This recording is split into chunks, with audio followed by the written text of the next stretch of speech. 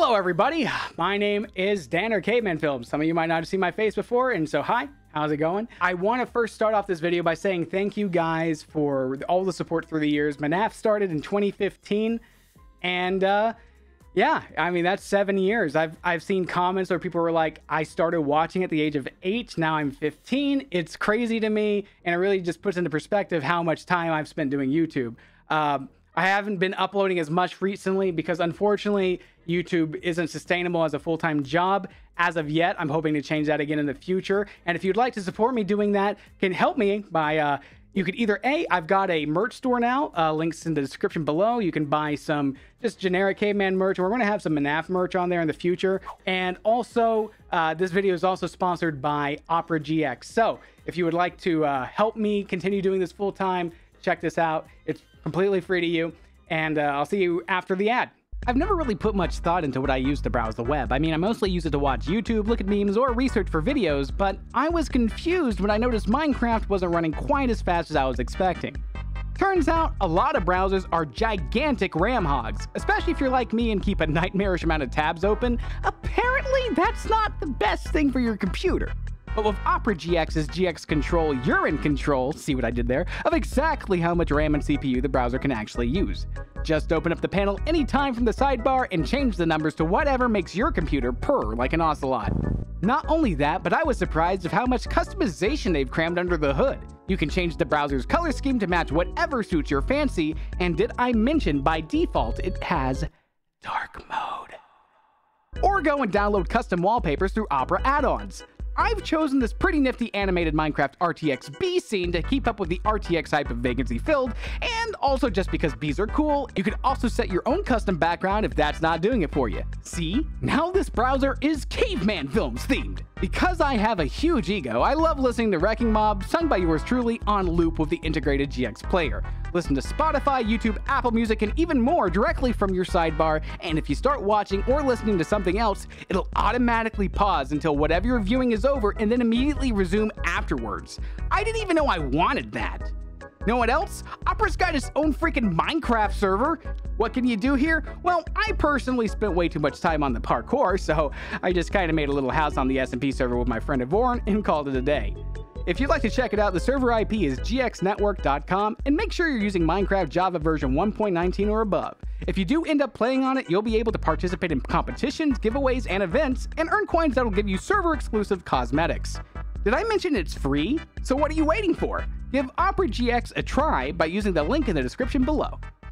All right, everybody, it's time to finally get into that timeline. So I want to get ahead of everything first by saying there are a lot of things I've established in the lore that are going to be brought up again in future episodes. So I'm going to skip over the new revelations to those because we're going to show them to you. I don't want to spoil it. First thing that will be stated is that Dan is older than you guys think. He was born in the year 1980. So he is 13 years older than real Dan, and way older than he had any right to be acting the way he does. So there's your first new lore stuff. I'm also going to be saying around that time Michael Afton, which is William Afton or Ronaldo's son, was born as well. So Dan and Michael are about the same age. They're not related like physically in any way. I want to get ahead of that. That's not going to be a theory. It's not like Dan is Michael's brother or another relative to William Afton. That's not going on. We still have the bite of 83. Around that time as well, Circus Baby, or what will become Circus Baby, which is William's daughter Amelia, she is born. And sadly, she loses her mother, Ophelia, to childbirth. So you guys might have been like, oh, Dan messed up by calling Amelia Ophelia. But no, they're two separate people. He tries to revive Ophelia in Origins as Ballora. So there you go. Fazbear Family Diner, you know, you have the bite of 83. That completely screws the public image up, and they end up selling it to Fazbear Entertainment. So that's when Fazbear Entertainment becomes the actual business. In 1986, William goes to a robotics convention and he meets somebody that we'll find out in the future. That's all I'm saying. Right before Dan's birthday party at Fazbear's, and the bite of 87 happens, but it's not really a bite, is it? It's more like a mutilation. Amelia Afton is hit by a car and passes away. We see this in Fun Park, and William Afton does not like that, obviously. That is when he decides he wants to really bring his daughter back to life. That's his motivation, because Gray Guy, which is Michael Afton's spirit, tells Dan this, and you know, you've seen it. If you haven't, watch it. I mean, there's a whole movie, 11 hours long. It's crazy. By the way, thank you for your support for that. That was crazy. I did not expect so many people to watch it. It's really helped me try to make ends meet, because like I said, I haven't been able to do YouTube full time. So thank you again for your continued support, and I hope you like what's coming next. There is some stuff that happens I can't tell you yet, but we'll be finding that out in Vacancy Filled. Then, of course, episode 0 happens of Fun Park, which is Dan's birthday. That's when he sees Ronaldo killing Billy and stuffing him into a Bonnie suit and then taking the suit away.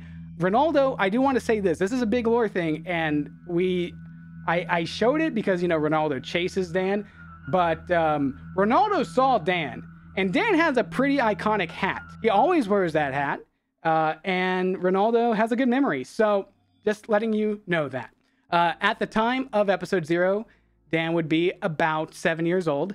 Ant would be like 6.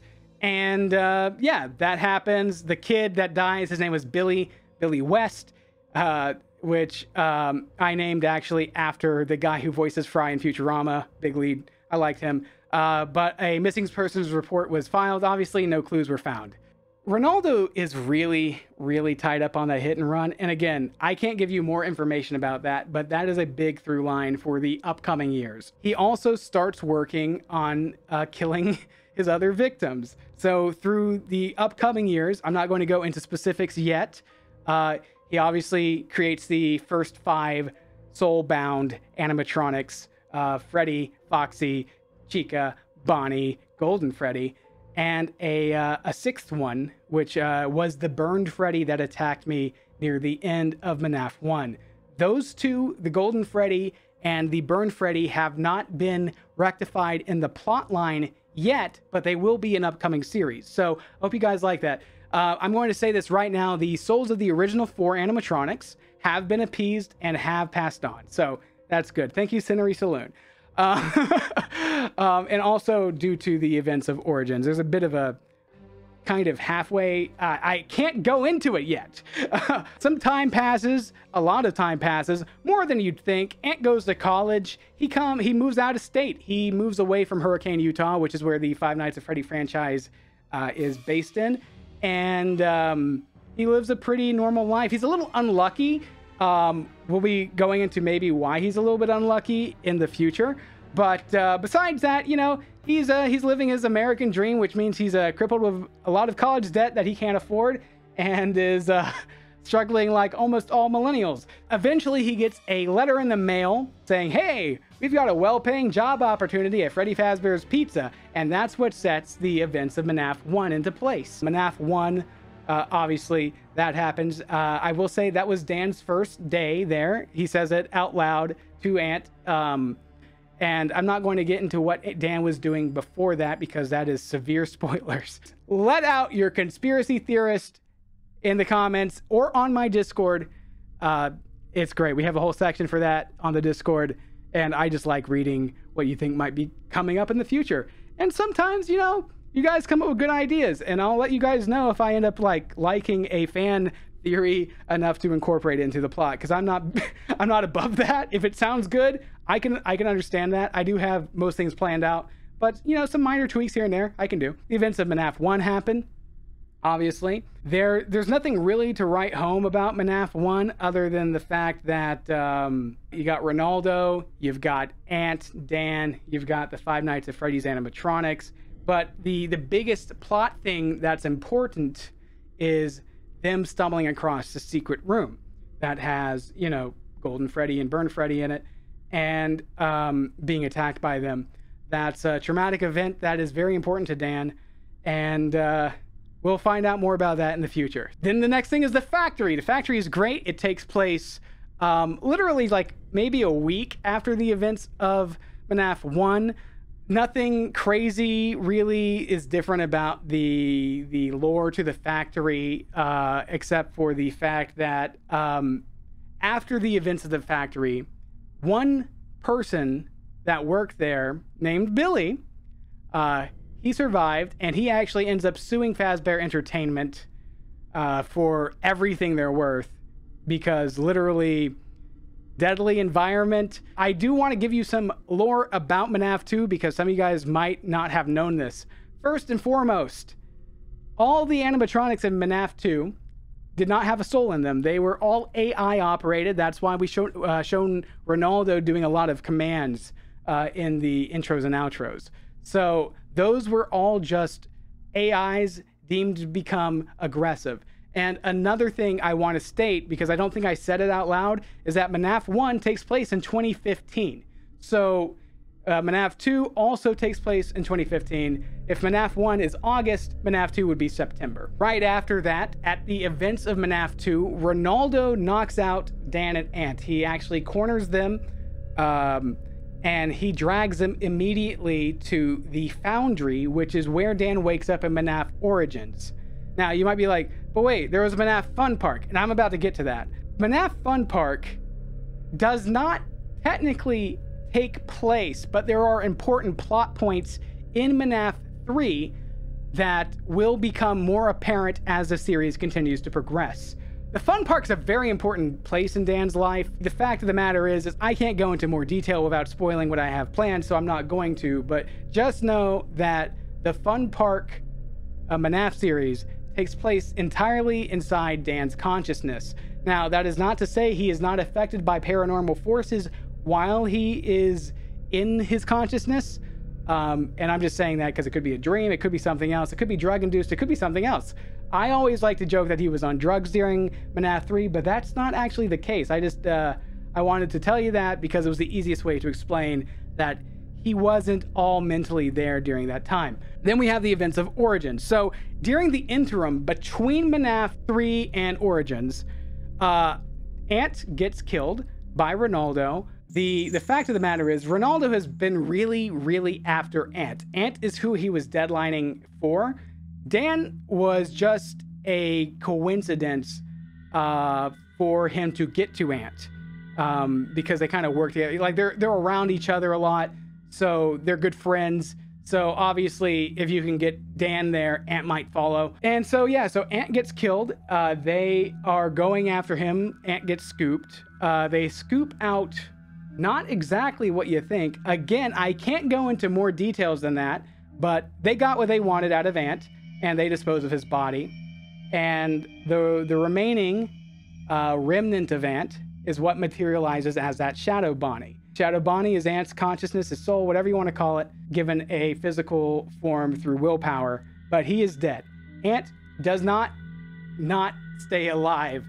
He is never brought back to life. Every other instance of Ant is either a memory or a recreation. I like Origins for this one reason. We kind of just shotgunned through all the plot of the games that we didn't do a direct one-to-one recreation of.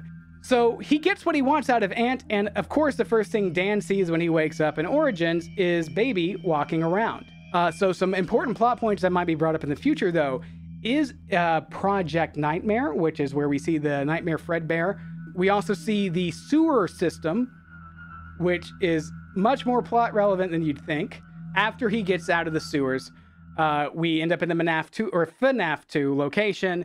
He sees Ant again. He sees Elizabeth, which is a random victim that happened during the second spat of William Afton's murder sprees. Here's an Easter egg. We threw in Elizabeth as the name for the puppet because we wanted to allude to, we knew what William Afton's canon daughter's name would be. So that's why she's named Elizabeth. There's nothing else other than that, as just a cute little Easter egg saying, hey, I did the research, but we got it wrong prior. So Amelia, Ophelia, and Elizabeth, different. We appease that. We did the whole Springlock suit, and then, you know, Baby realizes her father is weak and decides to take him on as a pawn.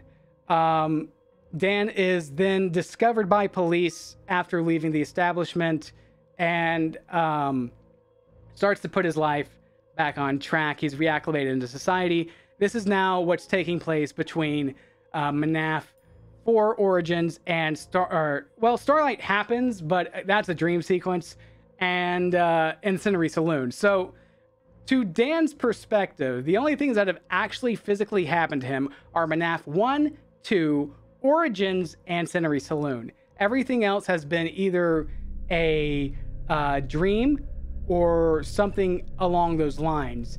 And there is a reason to why he has these dreams. They put him on medication. You might have seen that in the intro or outro to Starlight Revival. That takes place a few years after the end of Origins. So Dan has like a period of like 5 years where, you know, he isn't being attacked. He's not going into anything crazy. He's just trying to get his life back together. During that time, Billy from the factory wins his lawsuit and he becomes a multi-millionaire, and Fazbear Entertainment goes completely bankrupt. Here's a thing that I think is going to blow your mind is I want you to keep track of any certain items that might have shown up in multiple locations and any characters that you might have seen show up only during those locations. And it has to be a specific color. So that's all the hints I'm going to give you for this big thing. But yeah, so Starlight Revival happens. That is entirely a fever dream. There is no plot relevance at all, but it was a fun time, even if there was some development held behind it. And obviously, we then get to Century Saloon. And here is some background lore you might not have picked up on. So Baby gets there with the illusion disc as Ant because she has a revenge plot against Dan. She doesn't really care about Dan other than, first off, she thinks she can bring her mom back just like Ronaldo did. And also, like, Dan got away from her. She's upset about that. She comes up with this whole plot to be Ant, get Dan to come to her. And that is how the events of Century Saloon start, is that in an inverse from what happened to Ant, Dan also gets a letter in the mail telling him, hey, here's a great job for you. And then Ant, or Baby as Ant, kind of like sells it, because Dan and Ant were talking on the phone a lot. Because Dan believed that the Shadow Bonnie was more of a hallucination, because, you know, a lot of things to him don't seem quite as real as they should be. Then the plots of Fnaf 6 happen, Century Saloon. And I do want to give you guys some lore that you might not have picked up on. The Remnant Lantern is very, very important to the overarching plot to Fnaf, even before the events of Century Saloon. It only shows up after a certain someone shows up, and there's a reason for that. All right, so now we're going to start answering some questions that you guys have asked me on Twitter and on my Discord. And again, if you would like to, you know, ask me more, you can always go to my Discord or message me on Twitter. I'll try to respond to any that I don't think are just like asking me very obvious questions I've already answered. So the first question, and this is the big one because everyone has a lot of issues with how does Fun Park work. This one is by John B, and he asks a very important question. In Fun Park, Dan figured out that the Fun Park wasn't real and he was actually in a nightmare put in place by Ronaldo. What would have actually happened if he didn't figure that out? And what would have happened if they tried to open the park? So, first thing I want to state is that in the lore I've established, the fact that the Fun Park ever opens is not even really a possibility. And what would have happened if Dan didn't figure it out is most likely he would have been trapped in like a mental Groundhog Day kind of loop, living those 7 days over and over again. And he would have, you know, he would have been kind of fine. It was just like, you know, he was the head CEO. He was in charge. He wore a suit. It's cool. But yeah, I hope that answered your question. This one is not a question about the lore, but someone asked me this and I thought it was a cool question. So by Jabedin on Twitter, what is your favorite episode of Fnaf? And what is your favorite moment in Fnaf? So my favorite episode in Fnaf would probably have to be, there's a lot. I enjoyed most of the factory a lot. And I really, really loved almost the entirety of Century Saloon. My favorite moment in Fnaf, I have a few, and I'm just going to shotgun them. I really loved Ant blowing up at Chica and just screaming at it with the pop gun and all that kind of stuff. That whole stuff with aggro Ant was amazing. I loved every minute of it. Fnaf 2 had a lot of funny jokes. I like the part where we were pretending to be animatronics and the other animatronics follow us into the bathroom, like Vixie, I think, followed us into the bathroom. We like just berate her for, you know, not respecting our privacy. And it's like, I gotta leak oil. You don't want to watch that. And so I like that too. But if I had to go with my favorite moment out of all of Fnaf, it would probably be the ending salvage shed sequence with Baby. I just felt like the dialogue, the voice actress for Baby did a phenomenal job. It gave us actual resolution, and it was just probably the most high quality thing I've ever done with Fnaf. So I'm really proud of it. In fact, All the Scenery Saloon is probably my favorite series in general I worked on, just because everything was from scratch. We had some really cool ideas. The next question is by Green Rules 66, and he asks, why did Michael put the robot head on Ant in Fnaf 3 and then proceed to chase Dan around for the rest of the video, only to wind up helping Dan later in the season? So, we kind of had an accidental miscommunication when recording, because the person that was supposed to put the head onto Ant was supposed to be purple. It was supposed to be Ronaldo. Because of the shaders I was using, I didn't catch that, and he looks very similar. I'm going to put them back up on the screen right now. Here's Ronaldo as purple guy with my shaders on, and here's Michael as gray guy, and their faces are very similar.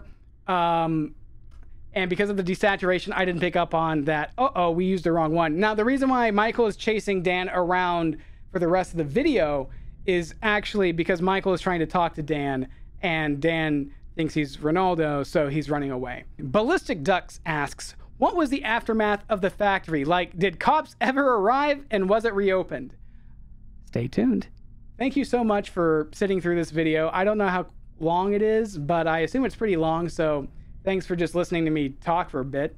I'm really excited, and I really want to be able to do YouTube and make more content for you guys. So thank you so much for like sticking with me throughout all these years. It really means a lot to me. Hopefully you'll like what we have in store, because I think there are some things that will blow your mind, maybe, or maybe not. Who knows? Maybe you'll be like, I guessed this all the way back in season 2.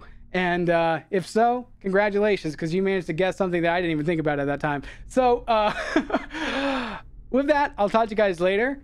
More content soon. We're going to also be probably releasing the SCP movie eventually in the future too, because I'm not abandoning SCP as well. And see ya.